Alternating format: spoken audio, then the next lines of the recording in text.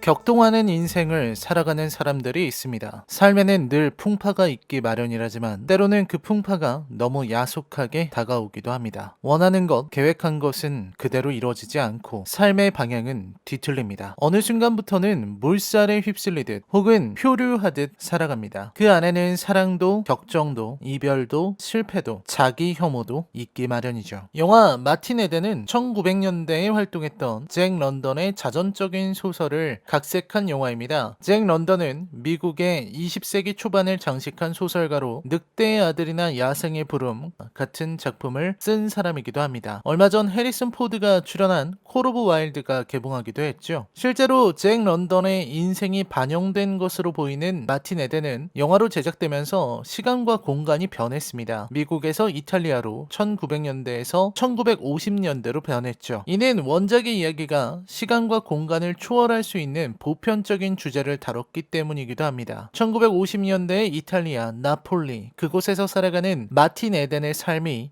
시대와 조우하며 애처롭게 아찔하게 흔들리는 것이 인상적인 영화입니다. 피에트로 마르첼로 감독은 다큐멘터리 감독 출신답게 영화 연출에 있어서 다큐멘터리의 기법을 가미했는데 무척 인상적입니다. 50년대의 질감을 살리기 위해 16mm, 35mm 카메라를 적극 도입하고 옛 화면들을 가져와 틀어서 당시의 생생한 분위기를 보여주는 듯 합니다. 묘하게 콜드워 같은 작품과 닮았다는 생각이 들었습니다. 혹은 작자 미상 같은. 배우들의 연기는 환상적입니다. 루카 마리넬리의 연기는 오래 본 남성 연기자들 중에서 최고였다는 인상을 받을 정도였습니다. 젊고 야성적이던 마틴이 점차 나이를 먹으며 성숙해지고 괴팍하게 변해가는 과정을 리얼하게 묘사했습니다. 전반부와 후반부의 마틴 에덴이 전혀 다른 사람이라 해도 믿을 정도로 대단했어요. 엘레나 역의 제시카 크래시는 물론이고 마르게리타 역의 데니스 사르디스코라는 배우도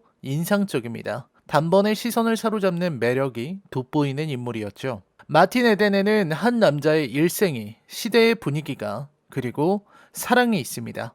결국 인생을 좌우하는 것이 사랑임을 한 번 더 생각하게 만드는 영화. 마틴 에덴 리뷰입니다. 여러분, 이제부터는 치명적인 스포일러가 포함되어 있습니다. 시청에 주의하시길 바랍니다. 그럼 리뷰 시작합니다.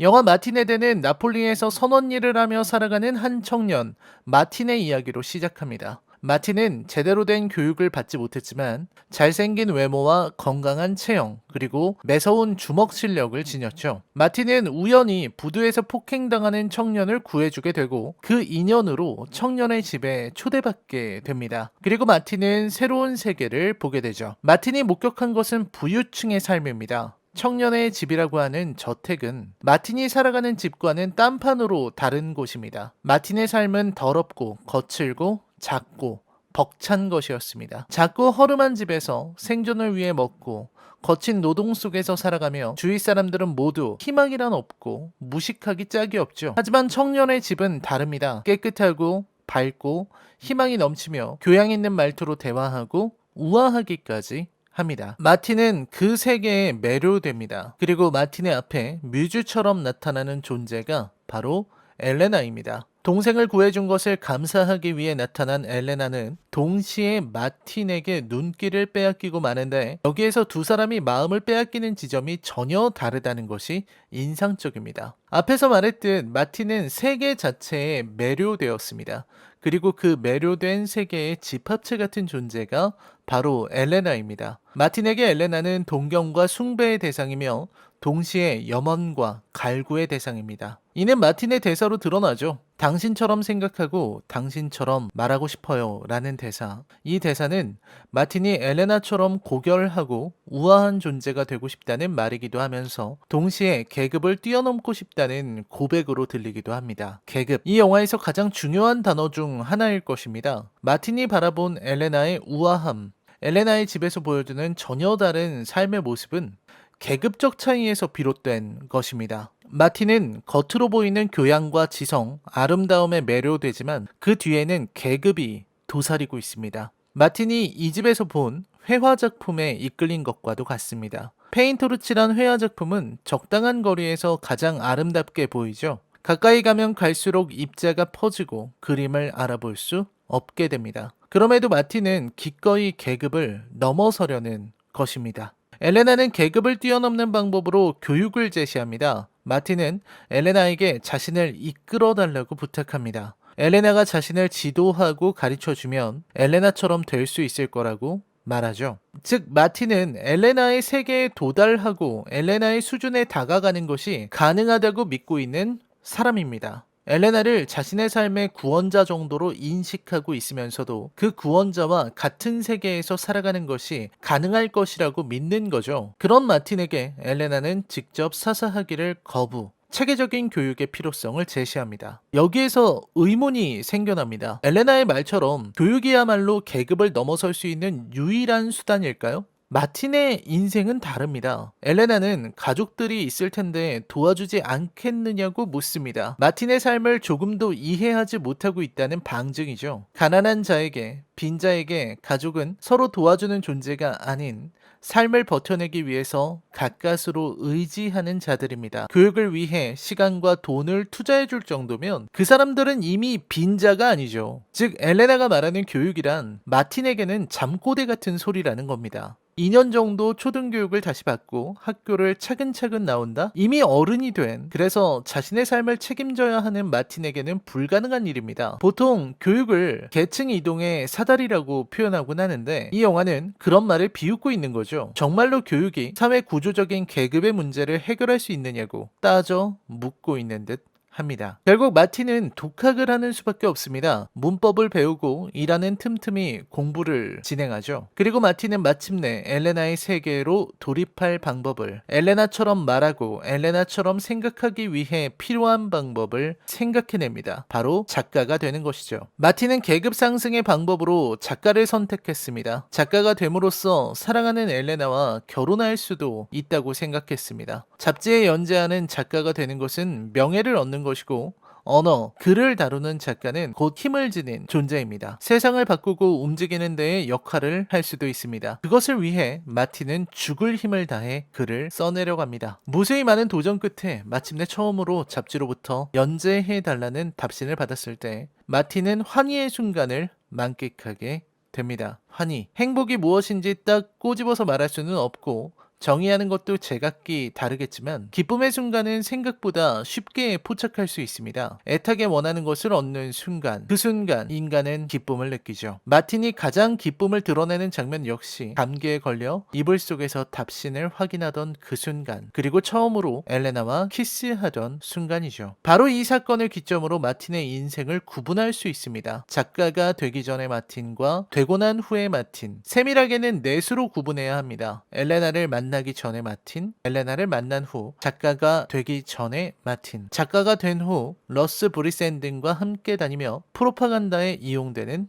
마틴, 이후 대작가가 된 마틴이죠. 작가가 되기 전의 마틴은 적어도 자신의 인생의 주인으로서 자신이 살아가는 반경에 대한 영향을 통제할 수 있는 사람이었습니다. 가난하지만 일을 해서 먹고 살 수 있고 엘레나라는 목표를 찾은 후에는 자신을 향상시키기 위해 갖은 노력을 다 퍼부었습니다. 비록 그러한 변화로 인해 매형에게 비난받고 밖으로 나와 살게 되었지만요. 작가가 되고 난 후에 마틴과 결정적으로 다른 점이 그 부분입니다. 작가가 된 이후 노년의 마틴은 자신의 삶을 스스로 통제할 수 없습니다. 자신의 말에 의한 영향력이 너무나 크고 사람들은 마틴에게 자기들이 원하는 것만을 보기 때문입니다. 물살에 휩쓸리기 시작하면서 컨트롤을 잃었죠. 그래서일까요? 영화 초반의 마틴은 가진 것도 없고 배우지도 못했지만 자신만만해 보입니다. 자신의 삶을 온전히 운영하고 있기 때문입니다. 반면 영화 후반의 마틴은 가진 것도 많고 작가로서 존경받지만 극도로 예민하고 불안정하게 보입니다. 언제든 자신의 의도와는 다르게 삶이 떠내려갈 수 있음을 알고 있기 때문입니다. 인간 마틴과 작가 마틴은 다른 사람입니다. 빈민 출신인 마틴은 엘레나와 같은 계층으로 올라가기 위해서 작가가 되기로 한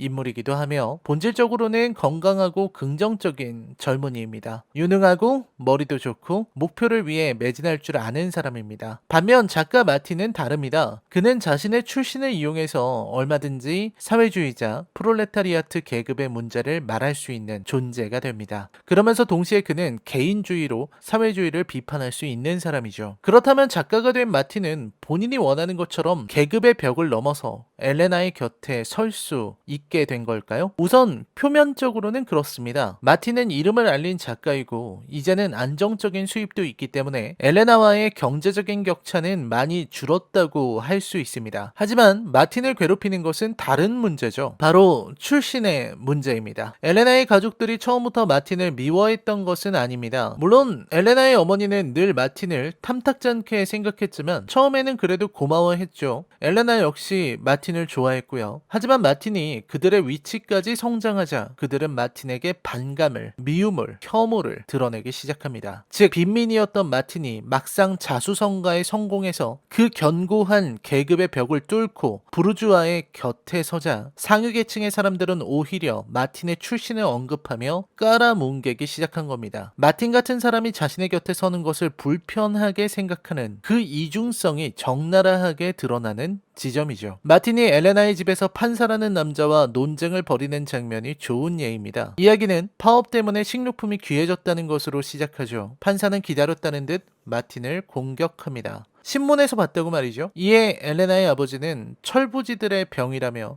마틴을 비웃습니다. 이에 마틴이 자유주의자들이 무역을 규제하고 공공기관을 증대하는 법안을 통과시켰다는 걸 언급하자 판사가 바로 되묻죠. 당신은 정치경제학을 어디에서 배웠죠? 아마 선창에서 배웠겠죠. 판사의 지적은 잘못되었습니다. 마틴은 자유주의자들이 한편으로는 사회주의적인 제도를 긍정하고 있음을 비판하고 자신은 개인주의자라는 것을 강변합니다. 자유주의와 사회주의를 모두 부정하는 마틴의 모습에 엘레나는 불쾌감을 표현합니다. 왜? 라는 물음이 솟아오르죠. 엘레나는 마틴을 사랑합니다. 하지만 엘레나가 사랑한 마틴은 배우지 못한 마틴이었습니다. 엘레나는 마틴의 지적 능력이나 논리 전개 능력 혹은 식견을 보고 좋아한 게 아니었어요. 마틴이 지닌 남자다운 매력, 육체적인 매력과 긍정적인 성품에 반한 것입니다. 그리고 한편으로는 계급적인 시선도 숨어 있는 것이죠. 마틴이 아무것도 모르던 시절, 빈민이던 시절, 엘레나는 늘 마틴보다 우월한 존재였으니까요. 새삼 자신의 세계까지 침범해서 자신들의 언어로 자기 세계의 친구들을 물어뜯는 마틴을 이방인으로 보았을지도 모릅니다. 아니, 불청객이 더 좋은 표현이겠군요. 엘레나와 마틴은 그러니까 서로 정반대의 지점을 보았던 것입니다. 엘레나와 마틴이 처음으로 마르게리타를 보았을 때 마르게리타는 그저 음식 서빙하는 종업원에 불과합니다. 부르주아에다가 높은 교양을 갖춘 엘레나는 마르게리타의 매력, 여성으로서의 신체적 매력에 질투를 느끼고 마틴을 신경 씁니다. 정작 마틴은 그런 마르게리타의 사랑을 고통이라고 말하죠. 마틴이 바라본 회화의 세계. 마틴은 지금 회화의 세계의 한 가운데에 있습니다. 생각보다 지저분하고 더러운 곳이죠. 그토록 갈망했고 그토록 원했는데 정작 들어가 보니 악취가 풍기는 세상이었습니다. 가난하던 시절 선착장의 비린내보다도 더한 악취죠. 적어도 뱃사람의 채취는 마틴이 견딜 수 있는 것이었으니까. 그렇게 마틴은 늙어갑니다. 나이를 먹고 강연에 나가 이야기를 하는 마틴의 모습조차 불안해 보이죠? 신세진 사람에게 찾아가 살해하고 누나를 찾아가서는 미국으로 간다고 말합니다. 마르게리타에게 짐을 싸라는 마틴의 모습, 그리고 엘레나가 마틴을 찾아옵니다. 마침내 엘레나가 마틴에게 고백하고 같이 살자고 말하는 마법 같은 순간, 마틴은 엘레나를 완강하게 거부합니다. 자신에게는 이제 아무런 욕구조차 남지 않았고 인생은 역겨운 것이라며 엘레나를 몰아붙이죠. 마틴은 당신처럼 말하고 당신처럼 생각하고 싶다는 지난날의 말을 내뱉습니다. 그토록 낭만적이었던 대사가 지금의 마틴의 입에서는 경멸과 증오로 뒤틀린 채 엘레나를 향해 비수처럼 날아듭니다. 마틴은 엘레나를 동경했던 과거를 개가 되고 싶었던 것이라며 부정합니다. 엘레나의 이중성을 거론하며 그녀에게 씻을 수 없는 상처를 주는 것이죠. 상처를 준 마틴은 엘레나가 떠나는 순간 젊은 날에 자신의 환영을 봅니다. 그의 뒷모습을 정처 없이 따라가게 되죠. 젊었던 그 시절 엘레나와 처음 만났을 때 엘레나에게 문법책을 받아들고 성큼성큼 걸어가는 젊은 날의 마틴. 많은 것을 배워 엘레나와 같은 세계에서 그녀와 사랑을 나눌 생각에 희망에 찬 마틴. 삶은 언제나 자신의 것이라고 믿었던 마틴의 모습은 지금의 마틴을 송두리째 흔들어 버립니다. 마지막 장면에서 마틴은 노을을 바라보고 내려다보며 바다로 걸어가죠. 이 영화에서 다큐멘터리 장면은 매우 중요한데 그 중에서도 마틴이 중요한 순간에 처할 때마다 등장하는 커다란 배의 모습이 인상적입니다. 그 배는 마틴의 인생 그 자체입니다. 마틴이 젊은 날에는 배도 순항 중이었지만 마틴이 작가가 되고 신문에 실리고 사회주의자로 불리고 파업 현장에서 사회주의를 비판하는 연설을 하면서 점차 배는 가라앉기 시작합니다. 침몰하는 배, 그것이 마틴의 인생이었습니다. 다이달로스는 미궁을 탈출하기 위해 새의 깃털과 밀랍으로 날개를 만들어 아들과 함께 날아올랐습니다. 다이달로스는 아들에게 경고합니다. 태양에 너무 가까이 날지 말라고요. 마틴 에덴을 보면서 저는 자꾸만 그 이야기가 떠올랐습니다. 엘레나의 세계를 동경했던 마틴이 정작 그 세계로 다가가자 파멸하는 모습이, 그리고 또다시 마지막 순간에 태양을 향해 헤엄치는 모습이. 다이달로스의 아들은 태양을 동경했고 비행의 자유에 취했습니다. 하지만 태양에 가까이 가자 밀랍으로 만든 날개는 버티지 못했고 결국 그는 추락해서 죽어버렸습니다. 마틴 에덴의 모습에서 이카로스의 슬픈 비행이 겹쳐 보인 것은 우연이었을까요? 아름다운 영화였습니다. 무솔리니 이후 이탈리아 사회를 그려낸 것도 훌륭했고 마틴 에덴의 삶의 궤적도 잘 그려냈다고 생각합니다. 삽입된 화면들도 모두 좋았습니다. 배우들의 연기는 압도적이었고요. 아쉬움이 있다면 예술적 측면입니다. 영화가 예술적이지 않다는 게 아닙니다. 물론 마틴이 촛불 위에 손바닥을 놓고 시를 읊는 모습이라거나 여러 부분에서 마틴의 문학적 감수성과 예술적 능력이 비치기는 하지만 너무 적은 게 아쉽습니다. 전반부에는 마틴이 가난한 선원 출신이기에 세상의 어두운 부분을 직시한다는 걸 잘 드러냈지만 중반 이후부터 마틴은 사상가, 사회주의를 비판하고 개인을 강조하는 운동가나 강연자로서의 모습만을 노출합니다. 쓰는 글과 말투에서도 자신의 사상과 이념을 강조하는 데에 급급한 모습을 보입니다. 물론 모델이라 할 수 있는 잭 런던의 모습이 그러했다는 걸 모르는 건 아니지만 저는 그래도 조금은 더 예술적이어도 좋겠다는 생각을 했어요. 순전히 취향의 문제이지만요. 절절했던 예술가의 일생을 그린 영화 마틴 에덴에 대한 제 평점은 10점 만점에 8점입니다. 타오르는 여인의 초상 이후로 이만큼 좋은 영화를 본 건 오랜만입니다. 작자 미상 같은 작품도 있었지만 저는 마틴 에덴이 더 좋네요. 라이더의 컬처 쇼크 영화 리뷰는 계속됩니다. 다음 영상에서 뵙겠습니다. 시청해주셔서 감사합니다.